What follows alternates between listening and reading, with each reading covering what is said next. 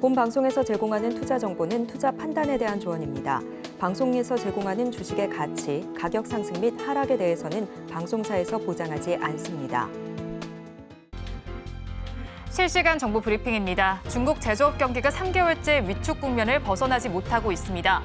중국의 7월 제조업 PMI는 49.4로 시장 전망치는 웃돌았지만 5월부터 3달 연속 기준치인 50 아래 머물렀습니다. 다음 소식입니다. 삼성전자가 2분기 실적 발표를 통해 모든 GPU 고객사에 4세대 고대역폭 메모리를 공급하고 있다고 밝혔습니다. 모든 GPU 고객사라는 표현으로 엔비디아의 HBM3 공급을 인정한 것으로 해석됩니다. 세 번째 소식입니다. 마이크로소프트의 올 2분기 매출이 시장 예상을 넘어선 것으로 나타났습니다. 다만 회사 주력인 클라우드 부문 실적이 시장 기대에 미치지 못한 것으로 나타나 시간 외 주가가 크게 하락했습니다. 마지막 소식입니다. 두산 에너빌리티가 체코에 이어 루마니아의 대형 원전과 소형 모듈 원자로 사업 참여에 속도를 내고 있습니다. 두산 에너빌리티는 루마니아 원자력 규제 기관으로부터 루마니아의 대형 원전과 SMR의 기자재 설계, 제작, 구매, 시공 및 서비스를 위한 인증을 취득했다고 밝혔습니다. 체코 원전 수주 이후 쉬어갔던 원전주의 상승 모멘텀이 될 것으로 보입니다.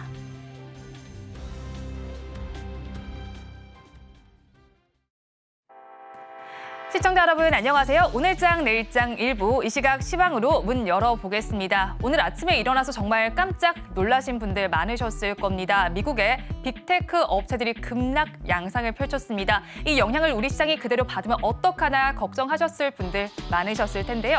삼성전자의 확정 실적 발표가 지수를 방어해주고 있습니다. 자세한 지수 상황 보러 함께 가보시죠.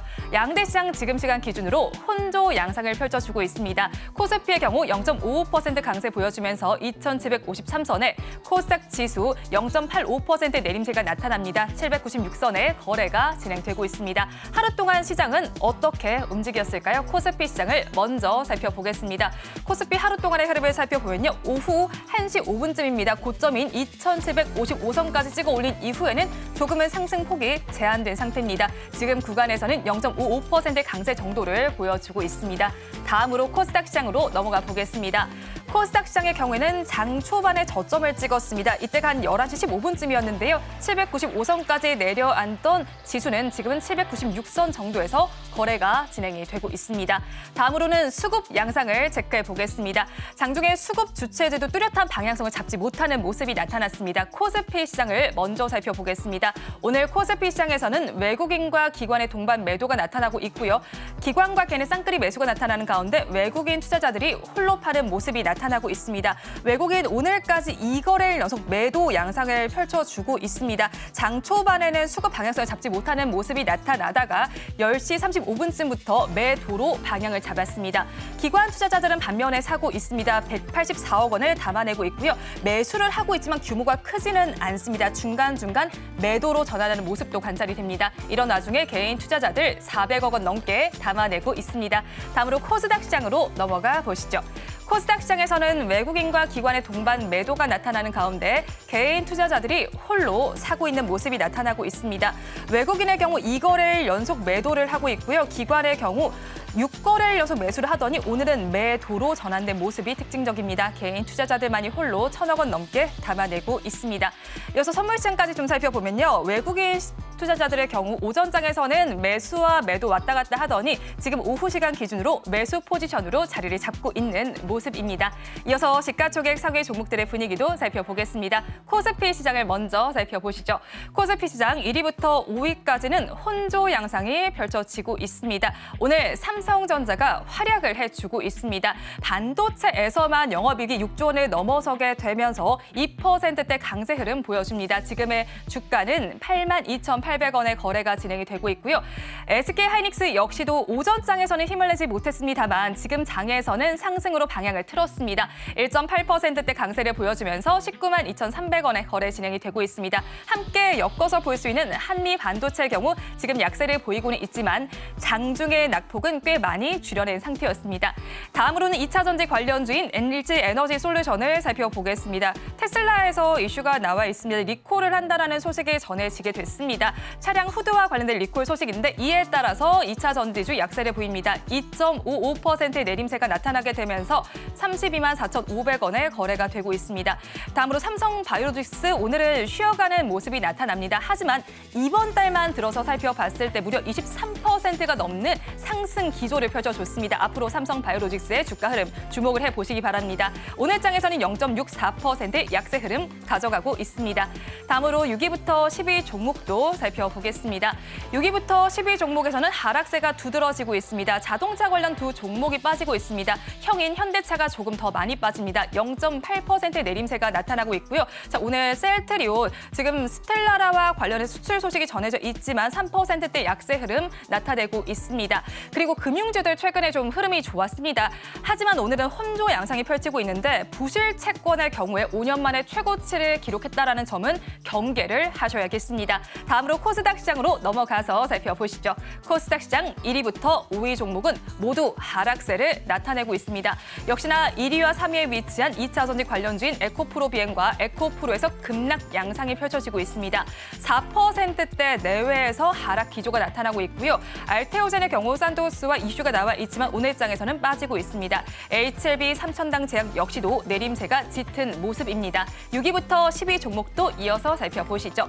6위부터 10위 종목에서는 엔캠을 제외한 모든 종목이 하락세를 나타내고 있습니다. 엔캠만이 0.54% 강세를 나타내주면서 16만 7,400원에 거래가 되고 있고요. 리가캠 바이오의 경우는 오늘 장중에 52주 신고가를 터치한 이후에 하락으로 반전이 되어 있습니다. 3%대 약세 흐름 나타내고 있습니다. 지금까지 시황은 저와 함께 살펴보셨고요. 자세한 이야기는 전문가님들 통해서 해보도록 하겠습니다. 저희 방송에서 제공하는 정보는 투자 판단에 대한 조언일 뿐 해당 주식의 가치와 수익률을 보장하지는 않습니다. 서울경제TV와 서울경제신문 당사의 브랜드입니다. 최근 당사를 사칭하는 피해 사례가 늘어나는 만큼 각별히 주의해 주시기 바랍니다. 또 저희 방송은 유튜브를 통해서도 보실 수 있습니다. 유튜브 검색창에 서울경제TV라고 검색하시면 저희 방송과 함께 하실 수 있으니까요. 많이 참여를 해주시기 바랍니다. 7월의 마지막 거래일입니다. 오늘 장 내일 장 일부 본격적으로 출발합니다.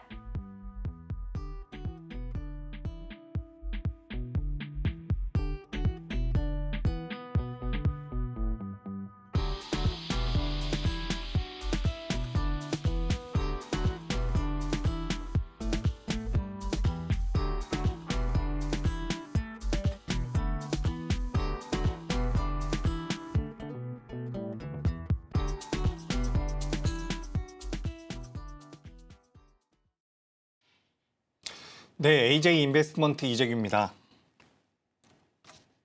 네, 영일리서치 최진욱 본부장입니다. 예, 이제 우리 시장이 네네. 드디어 이제 좀 기다리던 반등을 해주고 있는 것 같은데 아무래도 네. 삼성전자가 반등을 해주면서 실적적인 부분에서 모멘텀을 좀 받아가고 있는 것 같죠. 그리고 뭐 SK하이닉스 같은 경우도 반전을 했고 네네. 지금 이제 장중에는 선물 쪽에서 수급이 좀 들어오는 것 같아요. 그렇기 때문에 오늘 우리 시장 같은 경우는 저는 그래도 좀 선방을 하고 있지 않나라고 네. 생각을 하고 있는데 본부장님께서는 오늘 시장에 대해서 어떻게 좀 보시는지. 일단 이제 미증시에서 주요 빅테크 기업들의 급락이 굉장히 좀 강하게 나왔었잖아요. 그러다 보니까 오늘 장 시작부터 혹시라도 이제 반도체 쪽이 좀 강하게 밀리는 거 아닌지 그런 우려감들이 굉장히 좀 많았을 겁니다. 그런데 그 우려감과는 반대로 지금은 삼성전자가 선방을 해주면서 좀 지수 상승을 조금 더 견인을 시켜주고 있는 부분들이 아닌가라는 생각들이 좀 많은 상황이고요. 삼성전자 실적이 좀 놀라운 상황이죠. 일단 2분기에 어닝 서프라이즈를 일단은 좀 실현을 한 상황인데 여기서 이제 독특한 부분들은 DS 부분 쪽에서 매출이 굉장히 많이 올랐다라는 거. 결국 이제 디바이스 솔루션 쪽에서에 대한 매출이 반등이 나와줬다라는 부분들은 결국 우리가 주목했던 부분들이 HBM 쪽이었잖아요. 예. AI 반도체 쪽에 대한 부분들이 시장을 상반기부터 계속해서 끌어올려왔던 부분들인데 DS 쪽에 대한 매출이 대폭 성장을 했다라는 것은 사실대로 이제 디램이라든지 HBM 쪽, 특히 이제 고부가 제품에 대한 확대가 확실하게 나타나고 있다는 거거든요. 실질적으로 전 고객사라는 이 키워드에 좀 집중을 할 필요가 있지 않을까라고 생각을 많이 하는데 사실 이제 전 고객사라는 이야기를 했다는 것은 이 안에 일단 엔비디아도 포함이 되어 있는 부분들이고, 그러면 결국 실질적으로 이제 엔비디아 쪽에서의 납품이 진행이 된다고 하게 되면은 결국 삼성전자 같은 경우도 실적이 계속해서 좋아질 가능성은 저는 좀 높지 않을까라고 보고 있는 상황입니다. 그럼에도 불구하고 이제 최근에 워낙 좀 미대선에 대한 불확실성 리스크도 굉장히 좀 컸던 상황이었고요. 그리고 이제 트럼프 후보가 만약에 당선이 된다 하게 되면 치수법이라든지 IRA 관련해가지고 워낙 비판적인 언론들이 많은 상황이다 보니까 혹시라도 국내 기업들이 수혜를 못 받는 거 아닌지 그런 우려감들이 굉장히 좀 많았었어요. 또 워낙 주가가 많이 올라가기도 했고 그러다 보니까 좀 최근에 가파른 조정폭이 나와줬는데 제 개인적인 생각으로는 보통 이렇게 주도주들이 과대납폭이 좀 강하게 나와주게 되면은 상대적으로 기술적 반등 역시도 굉장히 강하게 나와줍니다. 그러니까 이게 단순히 테마로 인해 가지고 계속해서 주가를 위로 끌어올려왔던 부분들이 아니거든요. 결국 테마성으로 인해 가지고 주가를 업사이드를 끌어왔던 부분들이 아니라 결국 지금은 실적 부분들이 눈으로 찍히고 있는 상황이고 모든 전 세계들이 AI 쪽에 계속해서 집중하고 있다라는 부분들이 있어서 계속해서 지수 상승 견인도 했었고 또 이제 반도체 쪽에 대한 주가 상승 견인도 좀 해왔던 부분들인데 이렇게 과대납폭이 나와주는 부분들은 뭐 실적이 안 나오는 부분들도 아니라 우려감이 일단 너무 크게 작용해준 부분들이 아닌가라고 생각을 좀 많이 합니다. 그러다 보니까 오늘 같은 경우도 마찬가지고 전일부터 좀 바닥을 잡고 반등 기조가 좀 나와주고 있는 상황인데 오늘 좀 삼성전자의 외국인 기관 뭐 보험 투신할 거 없이 전부 다 들어와주고 있어요. 일단 실적에 대한 부분들에 삼성전자가 이제는 실적이 더 좋아질 수 있겠구나. 라는 부분들 그리고 실적에 대한 부분들이 바닥을 잡았구나라는 그런 어떻게 보면 좀 투심을 조금 더 작용을 시키는 것 같습니다. 그러다 보니까 연쇄작용으로 SK하이닉스 역시도 뭐 2분기 시장 예상치는 일단 상회를 했었잖아요. 그러다 보니까 좀 조금 더 투심을 회복시켜주는 부분들 작용하고 있지 않을까라고 보고 있는데 일단 뭐 이 두 기업이 지금은 코스피를 조금 더 상승 결국 이제 뭐 쉽게 말하면은 그냥 끌어올리고 있다라고 볼 수가 있지 않을까 저는 개인적으로 그렇게 생각을 하고 있습니다. 예, 그래서 이제 우리가 삼성전자나 SK하이닉스 쪽에 대한 이제 실적 모멘텀 같은 경우는 계속해서 좀 긍정적으로 받아가고 있는 것 같은데 제가 여기서 좀 궁금한 부분은 이제 우리가 반도체 쪽에 대한 실적 기대감은 분명히 있습니다. 네네. 근데 이게 주가가 직전 고점을 넘어갈 것이다라고 생각을 하시는지 아니면 여기서 이제 조금 어느 정도 기술적 반등이 그칠 것이다라고 보시는지 저는 이게 좀 궁금해가지고 여쭤봅니다. 굉장히 좀 어려운 질문이에요. 여기서 뭐 쉽게 정고점을 넘어서서 새로운 뭐 52주 신고가를 달성할 것이다라고 이야기하기에도 좀 조심스럽고. 예. 근데 저는 이제 개인적인 생각으로는 좀 그래요.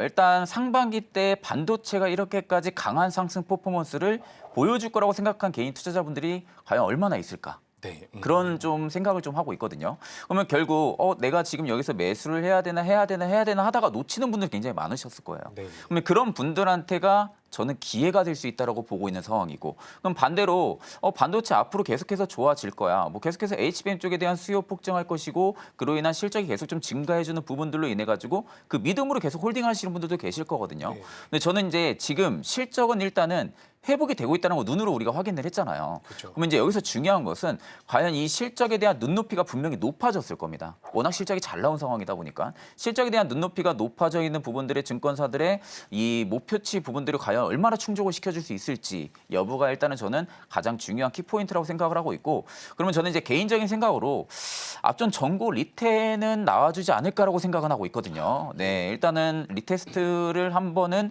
해주지 않을까 보고 있는데 이제 여기서 이제 중요한 것은 한 번 더 리테를 해주게 되면은 고점이 좀 두 번이 형성이 되는 거잖아요. 네. 그러다 보니까 이제 거기서 폭발적인 뭐 거래 대금이라든지 거래량이 동반이 되지가 않으면은 일단 저는 거기서부터 조정이 만약에 예를 들어서 나온다. 그러면 지금 조정보다 조금 더 아프게 빠질 가능성이 크다고 봐요. 아, 그래요? 네, 근데 이제 반대로 만약에 정고를 넘어서는 움직임이 나와준다. 그러면서 52주 신고가를 새로 갱신한다고 하게 되면은 앞전 그 정고 라인이 또 강력한 지지 매물대로 또 형성해줄 가능성이 높겠죠. 그러니까 지금은 딱 시나리오를 두 가지를 잡을 수가 있을 것 같아요. 지금 상황에서 내가 매수 접근하면은 분명히 정고까지는 홀딩을 이어 나가서 수익의 폭을 좀 챙긴 다음에 정고 이후에 조정이 좀 크게 나올지 아니면 정고를 좀 넘어서서 새로운 52주 신고가를 갱신해줄지 이 여부를 좀 판단을 해야 되는데 저는 개인적인 생각으로는 52주 신고가 다시 갱신해주는 게 좀 좋지 네. 않을까 그렇게 보고 있는 상황입니다.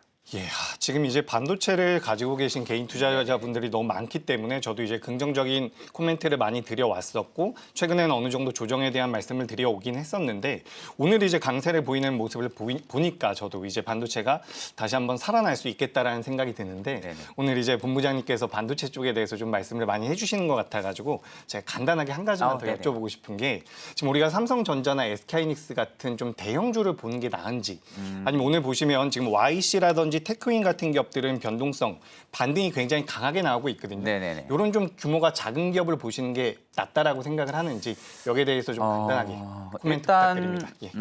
반도체 쪽에 포트를 2가지 이상 담는 것을 저는 추천을 드려요. 그러니까 이게 단순히 그냥 삼성전자, SK하이닉스만 오른다고 하게 되면 이쪽을 보는 게 맞겠죠. 근데 지금 SK하이닉스, 삼성전자 오르면서 자동적으로 코스닥 쪽에 반도체 검사 장비 기업들부터 마찬가지고 HBM 관련주들도 같이 좀 동반 상승세가 좀 나와주고 있거든요.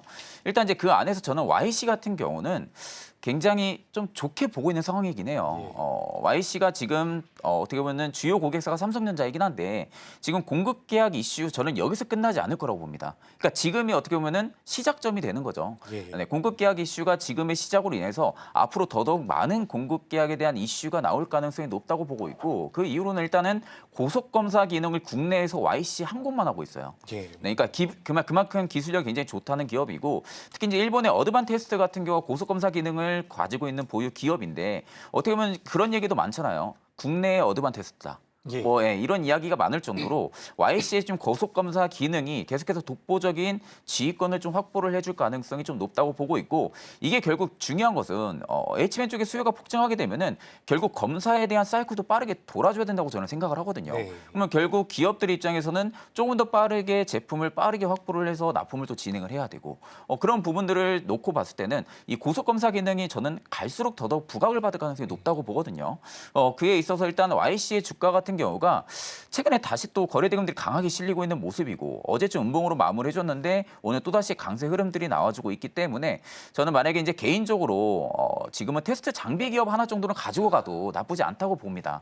테스트 장비 기업을 하나 가지고 가는데 이건 이제 좀 저는 서브로 가져가는 게 맞다고 보고요. 만약에 메인으로 가져간다 하게 되면 저는 삼성전자냐 SK하이닉스냐 2가지 중 한 가지라고 보는데 저랑 이재용 대표님이랑 항상 달랐던 부분들이 예, 맞습니다. 저는 SK하이닉스를 굉장히 밀었어요. 네. 삼성전자보다는 SK하이닉스를 조금 더 적극적으로 매수를 해야 되고 이런 부분들이 굉장히 이야기를 많이 했었는데 반대로 대표님은 삼성전자 지금 사야 된다. 삼성전자 매수 굉장히 좋다라는 예. 이야기를 굉장히 좀 많이 했었습니다. 물론 이제 저희가 삼성전자, SK하이닉스 둘 다 이렇게 키재기를 하는 게 아니라 둘 다 예. 좋은데 여기서 단기적으로 우리가 봤을 때 조금 더 멀티플이 강화가 된다고 하게 되면은 2가지 의견이 좀 달랐던 부분들. 근데 지금도 혹시 삼성전자를 조금 더 생각을 하시는지? 예, 그렇죠. 저는 삼성전자 쪽을 좀 더 긍정적으로 생각을 하고 있습니다. 이게 의견마다 차이가 있을 수 있는데 지금 저 같은 경우는 우리나라 HBM과 관련돼서 SK하이닉스가 반등을 주고 있는 모습은 굉장히 긍정적이지만 오늘 실질적으로 삼성전자가 굉장히 좋은 실적을 내놨죠. 그리고 이제 디램 쪽과 낸드 쪽에 대한 모멘텀이 붙는다라고 한다면 이 캐파 쪽에서 유리함을 가지고 있는 삼성전자가 좀 더 좋은 모습을 보이지 않을까라고 생각을 하고 있습니다. 그래서 지금 방금 전에 본부장님께서 말씀을 해주셨던 것처럼 저도 이제 반도체가 어느 정도의 기술적 조정은 마쳤기 때문에 반등이 나올 것이다라고 생각을 하고 있는데 여기서 이제 추세적으로 올라가기에는 저는 조금은 부담이 있지 않을까라고 생각을 하고 있는 부분이 있어서 반도체를 만약에 지금 보유하고 있다라고 한다면 저는 보유의 관점이긴 하지만 신규 매수로 한다라고 한다면 저는 긴 장기 시계열의 그런 투자의 관점이 아니라 오히려 이제 트레이딩 관점으로 좀 접근을 해보시는 게 어떨까? 전 이렇게 좀 생각을 하고 있습니다. 그리고 방금 전에 이제 YC를 말씀을 해주셨는데 저도 이제 반도체 종목군들 중에서 최근에 좀 견고한 모습을 보이고 있는 기업이 하나 있어가지고 소개를 드려보자면 이 KC텍이라고 하는 기업이 있습니다. 이 KC텍 같은 경우는 우리가 CMP라고 이야기를 많이 해요. 평탄화 작업 쪽에 대한 기술력, 장비와 소재를 모두 다 생산하고 있는 기업인데 우리가 HBM이 계속해서 개발이 되고 발전이 되면 될수록 이 평탄화 작업에 들어갈 가능성이 높다라는 분석들이 나오고 있죠. 장비 쪽과 소재 쪽에 대한 모멘텀을 동시에 받을 수 있는 기업이 KC텍이라는 말씀을 드리고 싶고 최근에 또 이제 시장에서 유리기판 얘기가 쏙 들어갔는데 유리기판 쪽에 대한 모멘텀이 붙는다라고 한다면 그 역시 이 CMP와 관련되어 있는 KC텍이 수혜를 받을 가능성이 높다라고 저는 생각을 하고 있습니다. 그래서 지금 저는 반도체가 전반적으로 조정을 꽤나 많이 받았어요. 지금 제가 몇몇 종목을 보여드려 보자면 한미 반도체 같은 경우는 고점 대비해서 지금 30% 정도의 조정을 받았고요. PSK홀딩스 같은 경우는 85,000원에서 45,000원대까지 밀렸기 때문에 거의 40% 50% 정도가 조정을 받은 상태거든요. 그래서 여기서 이제 반등이 나오는 것은 어떻게 보면 일단은 기술적인 반등일 가능성이 저는 좀 더 높다라고 보고 있기 때문에 우리 시청자분들께서도 이거를 과거처럼 직전 고점을 무조건 넘어간다라는 생각이나 뭐 반도체 랠리 사이클에 들어와서 계속해서 올라간다라는 생각보다는 조금은 경계할 필요가 있지 않나라고 생각을 하고 있습니다. 그리고 오늘 굉장히 특징적인 부분이 뭐냐면 일본에서 이 금리를 인상을 했죠. 그래서 우리나라에서 자금이 빠져나갈 수도 있다라는 분석들이 좀 있었는데 그 부분들이 지금 오후장 들어오면서 반도체 쪽으로 오히려 자금이 들어오고 있거든요. 그래서 이런 것들은 어떻게 보면 불확실성이 좀 해소되는 부분들이 있는 것 같습니다. 그래서 오늘 시장은 우리나라 시장에서 뭐 반도체가 굉장히 좋은 모습을 보이고 있다라는 말씀을 드리고 다만 여기서 지금 반도체가 올라가면서 굉장히 특징적인 게 2차 전지가 또 빠져요. 코스닥에서. 그래서 코스닥 같은 경우는 지금 약세를 보이고 있고 코스피는 또 반대로 올라오고 있는데 혹시 반도체 쪽에서 좀 자금이 빠져서 2차 전지 쪽으로 2차 전지 쪽에서 자금이 좀 빠져서 반등을 주고 있는 이 반도체 쪽으로 좀 넘어오는 게 아닌가라는 생각이 저는 개인적으로 들거든요. 여기에 대해서는 본부장님 어떻게 생각하시는지 궁금합니다. 사실 이제 2차 전지는 이야기 굉장히 많아요. 뭐 바닥론에 대한 이야기도 많고 지금 거의 주가가 저점을 찍은 거 아니라는 이야기는 사실 이게 이제 생각을 해보면 이게 최근에 나온 이야기는 아니잖아요. 상반기 내내 나왔던 이야기입니다. 지금 2차 전지 바닥 아니냐? 바닥이기 때문에 지금 계속해서 모아가야 되고 지금이라도 매수하면 수익을 볼 수 있는 거 아니냐? 뭐 이런 이야기들이 굉장히 좀 많았었는데 결국 그 저점을 깨고 또 다시 더 내려가는 그런 양상들이 일단 나와준 상황이죠. 일단 에코프로 그룹주들이 전반적으로 어제 좀 실적 발표가 이어졌었는데 뭐 예상한 대로 실적이 안 좋게 나왔죠. 뭐 일단 이제 이런 부분들이 결국에는 시장 참여하는 투자자분들 입장에서는 예상을 했던 일입니다. 뭐 캐즘 효과 부분들. 그러니까 결국에 2차 전지 쪽이 지금 당장 실적이 안 좋은 것은 누구나 다 아는 사실이에요. 누구나 다 아는 사실이고 보면 결국 여기서 중요한 키포인트는 과연 지금의 실적이 이제는 정말 바닥을 찍고 나와줄 수 있을지. 그러니까 지금은 단순히 흑자 전환을 생각을 하기보다는 이 적자 규모가 줄어들어야겠죠. 적자 규모가 줄어들면서 그 다음으로 턴어라운드가 나와줄 수 있는지 여부가 가장 저는 좀 중요하지 않을까라고 보고 있는 상황이고 결국 이제 맥락은 2차 전지도 클 산업은 맞아요. 네, 무조건 클 산업이고 이게 트럼프 후보가 만약에 당선이 된다 해도 전기차에 대한 뭐 굉장히 부정적인 이야기 나눠진다고 해도 결국 전기차의 확충은 나와줄 수밖에 없습니다. 네, 그러니까 그런 부분들을 고려를 했을 때는 저는 이게 어떻게 보면은 내가 정말로 내가 정말 진짜 꾸준하게 투자를 하면서 좀 길게 가져갈 수 있다라고 하게 되면은 지금이 투자 적기는 맞다고 봅니다. 근데 반대로 나는 조금 더 마음이 급하고 조금 더 빠르게 좀 수익을 봐야 된다 하게 되면 결국 지금의 시장 트렌드를 따라가겠죠. 그러니까 그런 부분들을 고려를 했을 때는 2차 전지와 반도체 핑퐁 형상 부분들로 인해 가지고 2차 전지가 뭐 갈 때는 반도체가 쉬고 반도체가 갈 때는 2차 전지가 쉬고 뭐 이런 시각은 저는 좀 아니라고 봐요. 아직까지는. 그러니까 2차 전지도 갈 수 있으면 반도체도 같이 갈 수 있는 부분들이고 반도체가 가면 2차 전지도 같이 갈 수 있는 그런 부분들을 좀 봤을 때는 일단 2차 전지는 하나의 좀 대내적인 길게 가져가는 전략으로 지금은 형성하는 게 맞다고 보고 있고요.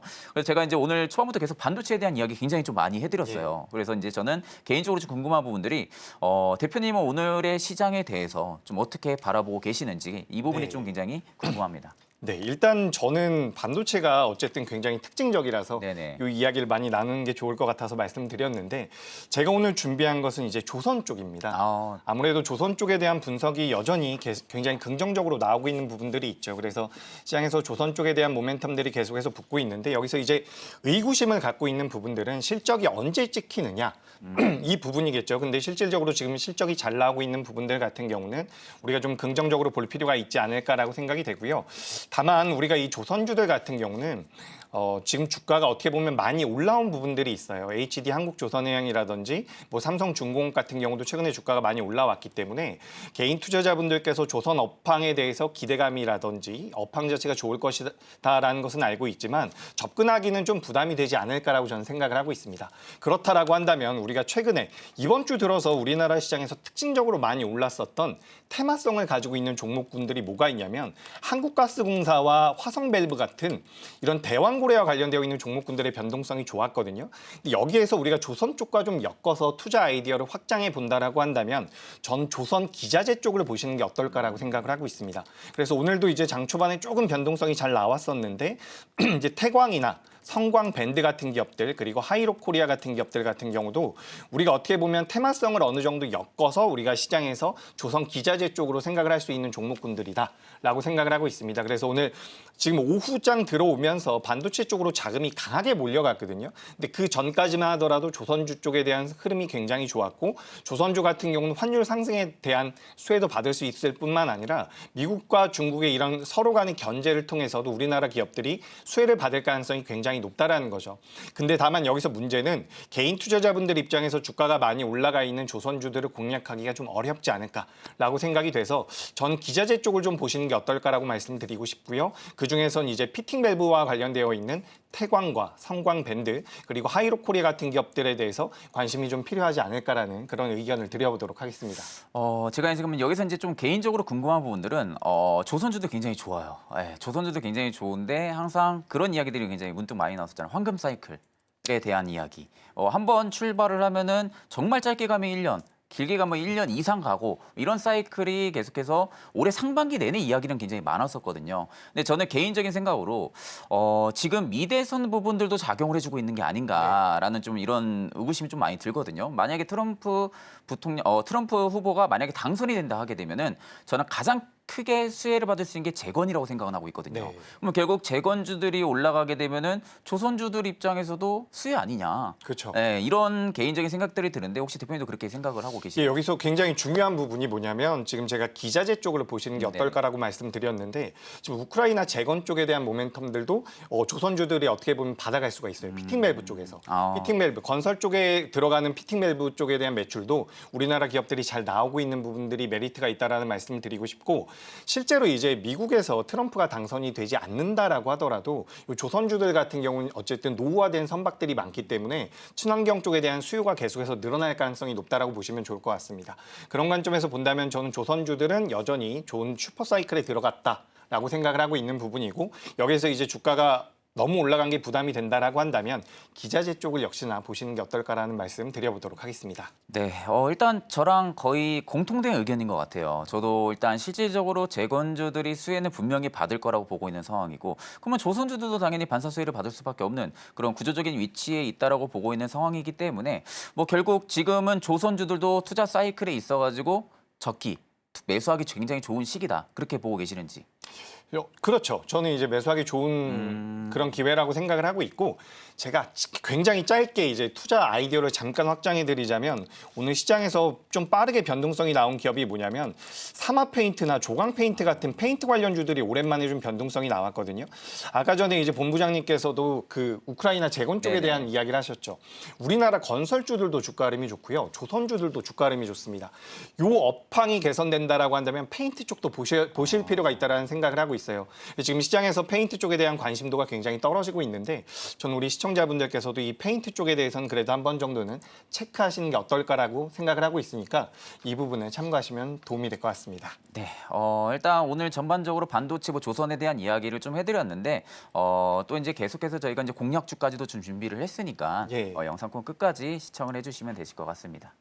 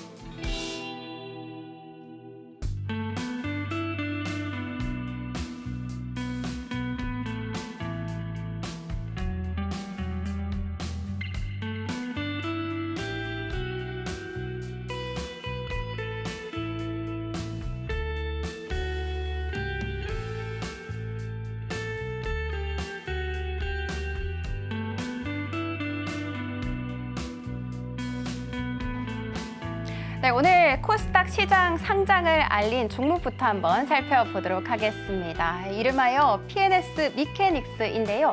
이 종목 같은 경우에는 300여 개의 의료 로봇 개발 기업입니다. 그리고 오늘 코스닥 상장을 알린 바가 있었죠.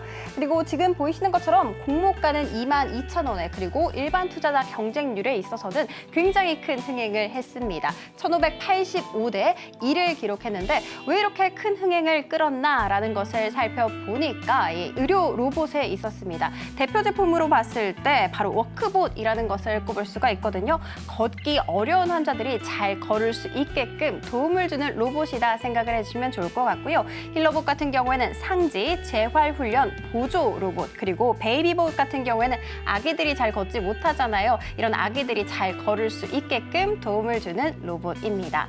자, 그리고 보이시는 것처럼 사실 의료 로봇이라고 했을 때 조금 생소하실 분들이 있으실 것 같습니다. 사실 로봇이라고 한다면 흔히들 공장에 있는 거 아니야 생각을 하실 수 있는데 아닙니다. 병원에도 굉장히 잘 즐비해 있습니다. 그리고 분야마저도 이렇게 세분화가 되어 있는데 하나씩 살펴보도록 하겠습니다. 일단 의사를 도와서 질병을 진단하는 데에도 도움을 주고 있고요. 그리고 수술실에 직접 들어가서 수술을 보조해주는 역할도 하고 그리고 환자들이 회복할 때 보통 재활훈련을 하거든요. 근데 그 재활훈련에 있어서 보조를 하는 역할까지 하는 것이 바로 의료 로봇입니다. 굉장히 필요하겠구나라는 생각이 딱 드실 것 같은데 맞습니다. 실제로 이 시장 같은 경우에는 매해 연평균 42%씩 무려 껑충껑충 성장을 해서 2027년이 됐을 때 136조 원에 이를 것이다 라는 이야기 흘러나오고 있습니다. 자, 그러면 국내는 어떻게 흘러가고 있나 살펴봤더니 일단 정부에서 2022년 그러니까 재작년쯤에 보행 재활 로봇 건강보험 급여 적용을 시작했다라고 알렸습니다. 이 같은 소식 속에 사실 대기업마저도 이 시장에 막 뛰어들고 있는 상황인데요.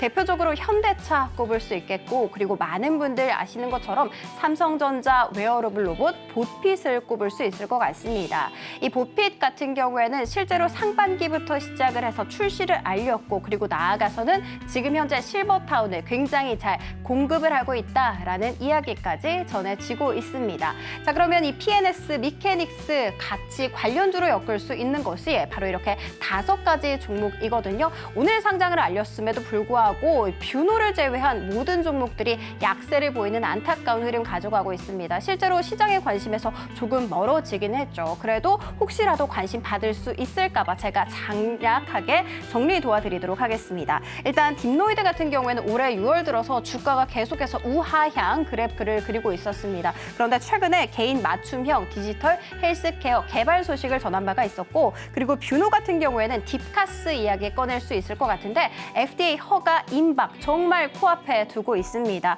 이 딥카스라는 것은 환자의 심정지 위험을 알려주는 의료기기다 생각을 해주시면 되는데요. 이 딥카스 같은 경우에는 실제로 이 뷰노 매출의 대부분을 차지하고 있다라고 해도 과언이 아니라고 합니다. 이 루닉 같은 경우에는 암 진단 영상에 대해서 진단을 해주고 판독을 해주는 솔루션을 제공을 하고 있고요. 그 외에도 JLK 그리고 큐렉소 등을 들 수 있는데 JLK 같은 경우에는 최근에 미국 진출 소식까지 알리면서 상한가 안착했다라는 것까지 짚어드리도록 하겠습니다. 자, 그러면 이 같은 상황 속에서 오늘 신규 상장을 알린 이 종목 어떻게 흘러가고 있을까요? 보이시는 것처럼 장중 한때 40% 넘게 급등세를 보여줬지만 지금 조금은 상승분이 둔화되어 있는 안타까운 흐름 가져가고 있습니다. 잠시 후에 우리 전문가님께 자세한 이야기 들어보면서 조금 더 상승 모멘텀으로 작용이 될 수 있을지 여쭤보는 시간 가져보도록 하겠습니다. 자, 그러면 다음 이슈로 한번 들어가 보도록 하겠습니다.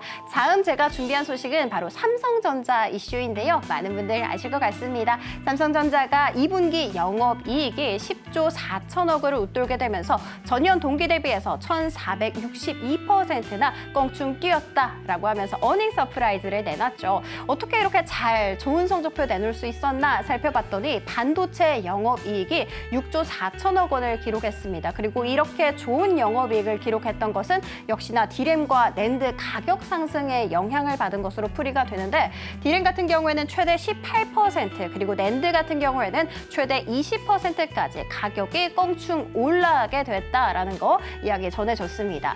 자, 그리고 우리가 무엇보다도 중점적으로 보고 있는 것 바로 HBM 이야기일 텐데요. 제가 HBM 이야기 하나 해드리도록 하겠습니다. 최근에 삼성전자가 HBM 개발팀을 신설을 하면서 여기에 굉장히 열을 잘 올리고 있잖아요. 열을 올리고 있는 만큼 잘 해주고 있는 것 같습니다. 방금 컨콜에서 나온 소식에 의하면 HBM 매출이 50% 중반까지 껑충 뛰었다. 이뿐만이 아니라 올해보다도 내년에 들어서는 HBM 쪽 매출을 무려 2배가량 늘리겠다라는 이야기까지 꺼내놨습니다. 그리고 무엇보다도 많은 분들 관심 가질 것 같은 게 바로 엔비디아 퀄테스트 아닌가 싶습니다. 실제로 최근에 4세대인 HBM3에 대해서는 엔비디아 퀄테스트를 통과를 했습니다. 그런데 여기에서 관건이 되는 것은 HBM3 2, 8단 그리고 12단이 있었죠. 아직도 진행 중이라고 하는데 여기에 대해서 진행 상황 어떻게 되고 있어요? 라고 여쭤봤더니 이렇게 대답을 했습니다. HBM3 엔비디아 퀄테스트 비밀 유지로 인해서 아직은 언급할 수가 없다라고 이야기를 했지만 전날에 블룸버그 통신에 따르면은 HBM3E가 2개월에서 4개월 내에 통과를 할 수 있을 것이다라는 아주 긍정적인 이야기 전해졌습니다. 실제로 이 컨콜에서 이런 말도 했습니다. HBM3E 8단 제품에 대해서 상분기 중에 양산 공급 본격화될 수 있을 것이다 라고 이야기했으니까요. 조금 더 기다려보시면 좋을 것 같습니다. 자, 그리고 매출 비중도 한번 살펴보도록 하겠습니다. HBM 전체 매출 비중 중에서 HBM3E가 차지하는 그 매출 비중이 3분기에 들어서는 10% 중반까지 오름세를 보일 수 있을 것이며 그리고 그 다음 분기인 4분기에 있어서는 무려 60%까지 껑충 뛸 수 있을 것이다 라고 이렇게 좋은 이야기 전해졌습니다. 이 같은 상황 속에 YC 같은 경우에는 오늘 급등세 나오고 있는데요. 실제로 어제는 조금 급락세를 면치 못했지만 오늘 많이 회복하는 흐름 가져가고 있습니다. 자, 그럼 이런 상황 속에서 삼성전자 어떻게 흘러가고 있는지 살펴보도록 하겠습니다. 실제로 삼성전자 같은 경우는 올 장중 한때 하락 전환하기도 했습니다만 지금 다시금 몸을 일으키고 있습니다. 한때 83,000원까지 터치 흐름 나왔습니다. 자, 이렇게 삼성전자까지 살펴봤으니까 지금 국내장을 뒤흔들고 있는 탑3로 한번 이동을 해보도록 하겠습니다. 바로 해운과 LPG 쪽인데요. 이 두 가지가 사실 강세로 올라왔을 때 딱 떠오르는 생각은 바로 중동 리스크일 텐데 맞습니다. 그 이슈가 맞습니다. 하마스의 최고 지도자 하니에가 살해됐다라는 소식이 속보로 방금 전해졌습니다. 하니에는 이란의 신임 대통령 취임식에 참석을 하기 위해서 테헤란을 방문 중에 있었는데 여기에서 살해를 당해버린 것이죠. 하마스에 따르면 이것은 이스라엘 공격이다라고 주장을 일단 하고는 있습니다만 정확한 상황은 조금 더 지켜보는 것으로 정리를 해보도록 하겠습니다. 이렇게 고조되는 중동 리스크 속에 흥구석유 같은 경우에는 장 초반부터 빠르게 급등세를 보이더니 두 자릿수 강한 상승 탄력 보여주고 있고요. STX 그린로지스 어제에 이어서 오늘도 강한 상승 탄력 보여주고 있습니다. 자, 그리고 마지막으로 짚어볼 테마는 바로 조선인데요. 사실 조선이 슈퍼사이클 맞이하고 있다라는 이야기 많이들 들어보셨을 것 같습니다. 그리고 오늘 급등세에 나오는 종목 바로 세 가지를 한번 꼽아봤는데 HD 그룹입니다. 그리고 이 HD 그룹에도 호재가 하나 있었습니다. 호재라고 해도 될지는 모르겠습니다만 일단 외국인 지분 보유율이 20%를 사상 처음으로 넘어서게 되면서 역대 최고를 기록했다라는 소식까지 전해졌습니다. 자, 이렇게 은혜로운 섹터 한번 살펴봤습니다. 지금까지 장은이었습니다.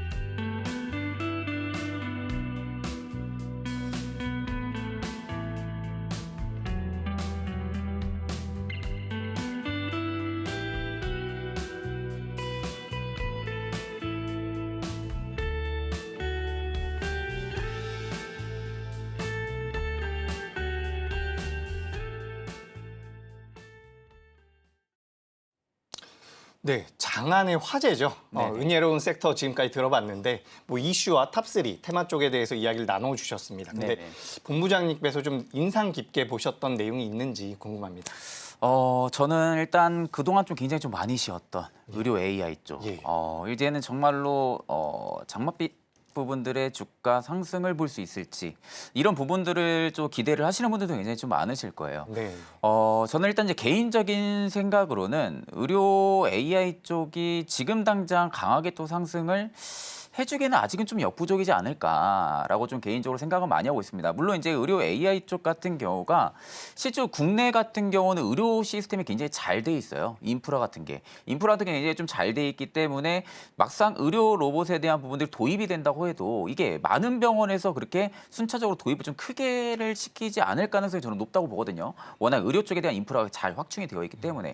근데 반대로 동남아라든지 아니면 이제 뭐 다른 각국 나라 같은 경우는 의료 인프라가 잘 안 돼 있는 데가 굉장히 많습니다. 네. 그러니까 이제 예를 들어서 수술을 할 수 있는 의사 선생이 한 명만 있다든지, 한 명이서 오늘 하루 뭐 수술을 해야 되는 양이 오히려 기준치를 넘어선다든지 이런 부분들이 굉장히 좀 많거든요. 그러면 결국 사람도 실수를 하잖아요.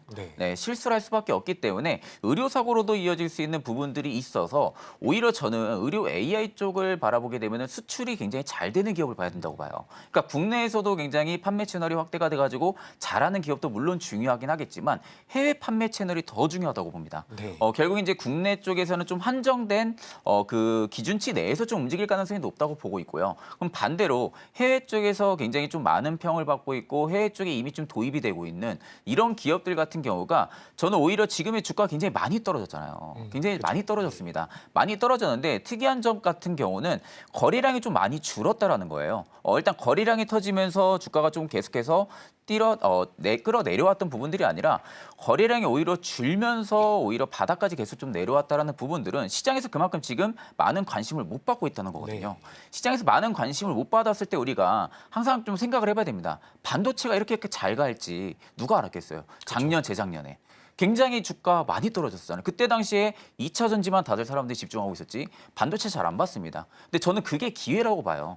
그럼 지금 네. 의료 AI가 기회라고 생각하시는 이게 저는 건지. 개인적인 생각으로는 굉장히 많이 떨어지고 거래량이 많이 줄었잖아요. 그러면 시장 참여자들한테는 어떻게 보면은 의료 AI 안 봐요. 예, 안 봅니다. 솔직히 안 보잖아요. 많이들 안 보죠. 네, 반도체 아니면 뭐 지금 2차 전지 워낙 뜨거웠기 때문에 2차 전지를 바라본다든지 이렇게 하는데 이게 오히려 메이저들 입장에서는 여기서 매집을 할 수 있다라는 거죠. 그리고 나서 주가를 한 차례 펌핑시키고 그제서 이제 쳐다봅니다. 예. 주가가 많이 올라오면 개인 투자자분들은 뭐야 하면서 그때부터 이제 쳐다보기 시작을 하거든요. 그럼 그때 저는 오히려 개인 투자자분들이 매수로 들어가는 시점이 될 수 있겠지만 반대로 기관이나 외국인들은 차익을 보는 시점이 될 수가 있는 거죠. 그러니까 이런 부분들을 고려를 했을 때 물론 지금 당장은 의료 AI 뭐 안 좋을 수는 있습니다. 수급에도 안 좋을 수는 있겠지만 저는 결국에는 성장할 수 있는 산업군에 들어가 있는 모멘텀이 있는 기업들 같은 경우는 이렇게 조용하게 좀 쉬어갈 때가 또 하나의 또 매수 타점이라고 좀 볼 수도 있는 부분들 이렇게 좀 생각을 하고 있는데 대표님 같은 경우는 의료 AI 저처럼 혹시 긍정적으로 생각을 하고 계시는지? 예, 저도 이제 방금 전에 본부장님께서 말씀해 주신 내용 중에서 굉장히 공감되는 내용이 어쨌든 해외 쪽에 대한 판로 네네. 확보라든지 매출 쪽이 좀 나와야 된다. 네네. 전 이 부분에서 굉장히 공감이 많이 됐는데 지금 우리가 이제 의료 AI 쪽과 관련되어 있는 종목 중에서 이 해외 쪽에 대한 매출 가능성이 있는 기업이 이제 JLK라는 기업이 있습니다. 이 JLK 같은 경우는 뇌졸중과 관련되어 있는 부분들로 인해서 어떻게 보면은 기술력을 굉장히 인정을 받고 있는 부분이거든요. 얼마 전에 이제 학술지에다가 게재를 했는데 10년차 전문의가 이렇게 이제 확진하는 수준까지 이제 이 AI 쪽에 대한 모멘텀들이 그러니까 기술력이 어느 정도 확보가 된 기업이다라고 이야기가 나오고 있어서 저는 JLK라는 기업도 좀 눈여겨보고 있고요. 그리고 또 한 기업은 뷰노라고 하는 기업입니다. 이 딥카스라는 쪽에서 지금 우리나라 병원 쪽에서는 많이 채택이 되고 있다라고 이야기가 되고 있어요.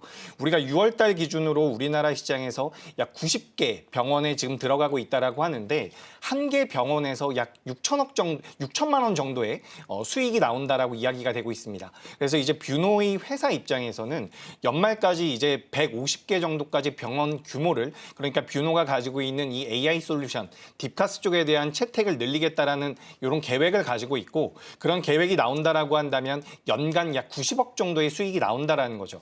근데 이 90억 정도 수익이 나는 자금을 가지고 미국 쪽에 또 진출한다라는 이야기들이 나오고 있거든요. 그래서 뇌에 관련되어 있는 MRI 쪽에 대한 모멘텀들을 가지고 있는 딥브레인과 관련되어 있는 기술력, 이것도 이제 뷰노가 가지고 있는 기술력인데 이 부분들을 우리가 고려해 본다라고 한다면 지금 의료 AI 관련주들이 시장에서 많이 부각을 받고 있지는 못하지만 자금이 조금씩은 들어올 가능성이 있다. 그리고 말씀하셨던 것처럼 이제 매출적인 부분이라든지 해외 시장 쪽에 대한 모멘텀들까지 붙는다라고 한다면 저는 의료 AI 쪽 같은 경우도 저도 똑같이 지금쯤은 좀 보시는 게 어떨까라는 말씀을 드리고 싶습니다.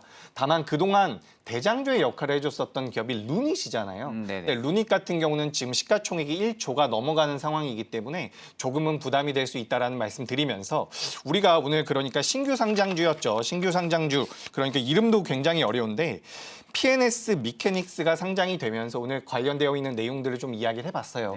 근데 제가 봤을 때는 이렇게 신규 상장주들 우리가 어떤 식으로 봐야 될지도 굉장히 저는 궁금하거든요. 그래서 혹시 본부장님께서도 최근에 어떻게 보면 상장한 지 얼마 안 된 기업들 중에서 좀 관심 있게 보시는 종목들이 있는지 혹은 그런 종목들은 어떤 관점으로 접근하셔야 되는지 이런 것도 좀 여쭤보고 싶습니다.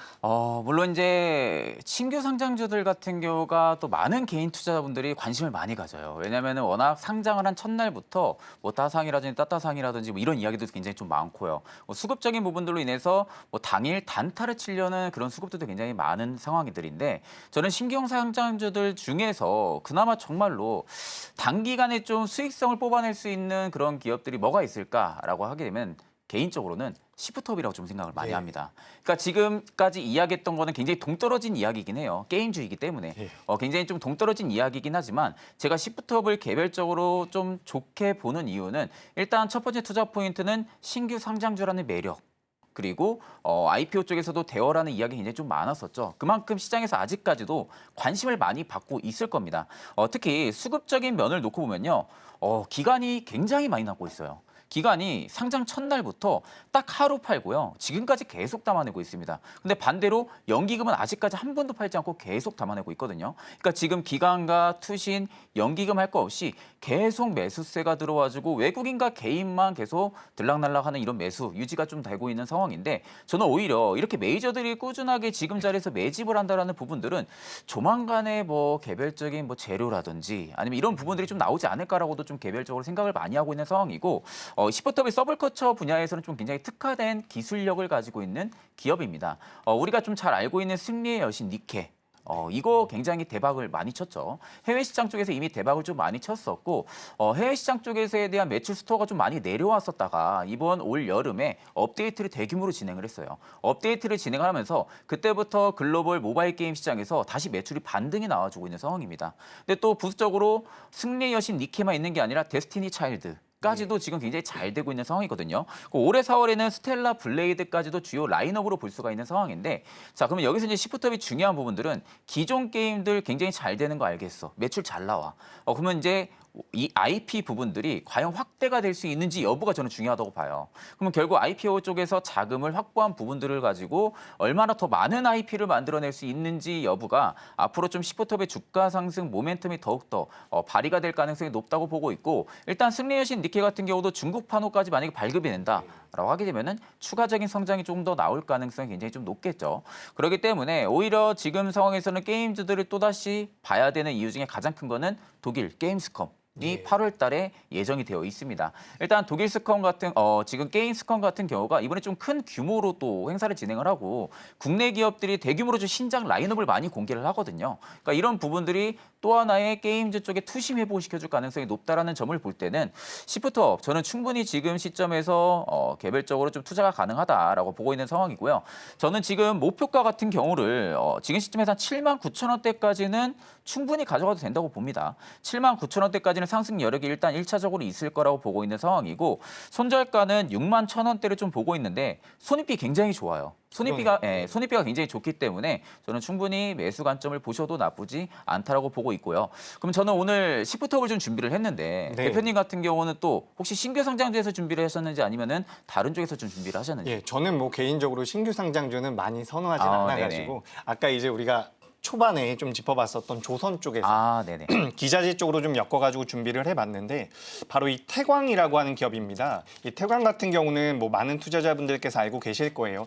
장 초반엔 주가가 좀 많이 올라와서 가격적인 부담이 있지 않을까라고 생각을 했는데 지금 오후장으로 들어오면서 반도체 쪽으로 자금이 넘어가면서 이제 또 피팅 밸브 관련되어 있는 종목군들은 좀 밀리는 것 같습니다. 그렇기 때문에 전 오히려 우리 시청자분들께서 이 기자재 쪽에 대한 관심도가 높다라고 한다면 지금 좀 관심을 가져보시는 게 어떨까라는 말씀을 드리고 싶고요. 이 기업이 시가총액이 4,500억 정도 되는 기업인데 영업이익이 600억 가까이 나오고 있는 상황이거든요. 그래서 이제 조선 기자재 쪽에 대한 모멘텀들이 수주 공백이 없다라고 한다면 전 주가의 상승 가능성은 분명히 있다라고 생각을 하고 있습니다.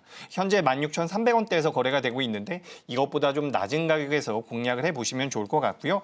주가가 올라온다라고 한다면 목표가는 2만 원 그리고 손절가는 15,500원으로 의견 드리도록 하겠습니다.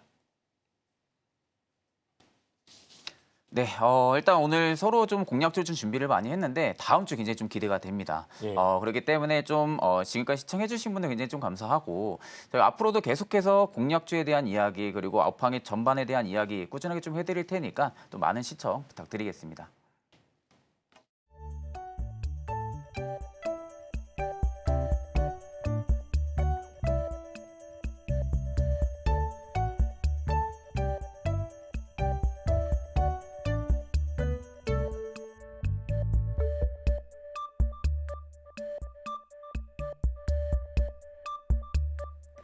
본 방송에서 제공하는 정보는 투자 판단에 대한 조언일 뿐 해당 주식의 가치와 수익률을 보장하지는 않습니다. 오늘장 내일장 1부에서 준비한 순서는 여기까지입니다. 저희는 잠시 후 2부로 돌아오겠습니다.